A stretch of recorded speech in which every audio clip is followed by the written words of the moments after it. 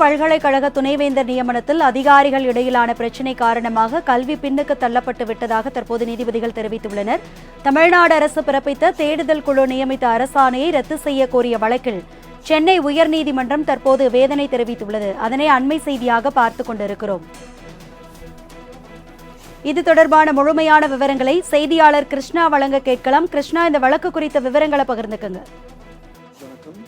சென்னை பல்கலைக்கழக துணைவேந்தர் தேடுதல் குழுவில் பல்கலைக்கழகத்தின் மானிய குழு பிரதிநிதிகளை சேர்க்கிறதை எதிர்த்து வழக்கறிஞர் ஜெகநாத் என்பவர் சென்னை உயர்நீதிமன்றத்தில் வழக்கு தொடர்ந்திருந்தார். இந்த வழக்கு தலைமை நீதிபதி சஞ்சய் கங்கா பரோலா மற்றும் நீதிபதி சத்யநாராயண பிரசாத் அமர்வில் இன்று மீண்டும் விசாரணைக்கு வந்தபோது ஏற்கனவே பல்கலைக்கழக துணைவேந்தர் தேடுதல் குழுவை நியமித்து ஆளுநர் பிறப்பித்த உத்தரவை வைத்து தமிழக அரசு தரப்பில் உச்சநீதிமன்றத்தில் வழக்கு தொடரப்பட்டுள்ளதாகவும் இந்த வழக்கில் தன்னை இணைக்க வேண்டும் என மனுதாரர் மனு தாக்கல் செய்துள்ளதாகவும் இந்த வழக்கில் சென்னை பல்கலைக்கழகத்தை இணைக்க வேண்டும் என மனு தாக்கல் செய்துள்ளதாக பல்கலைக்கழகத்தின் தரப்பில் ஆஜரான மூத்த வழக்கறிஞர் பெல்சன் தெரிவித்திருந்தார்.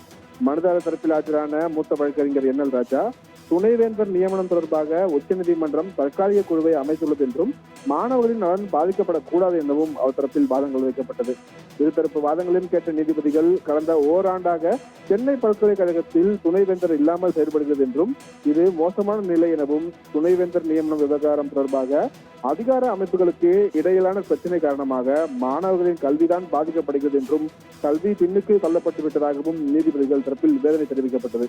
மாணவர்களின் கல்வி குறித்து தான் நீதிமன்றம் கவலை கொள்கிறதை தவிர அதிகார அமைப்புகளுக்கு இடையிலான இந்த பிரச்சனை பற்றி அல்ல எனவும் தெரிவித்த நீதிபதிகள் பல்கலைக்கழகங்களை நிர்வகிக்கக்கூடிய அதிகார அமைப்புகள் கவனமுடன் செயல்பட வேண்டும் என கோரி வழக்கை இறுதி விசாரணைக்காக வருகிற ஜூன் 5ஆம் தேதிக்கு தள்ளி வைத்து உத்தரவிட்டார்கள் அரசு.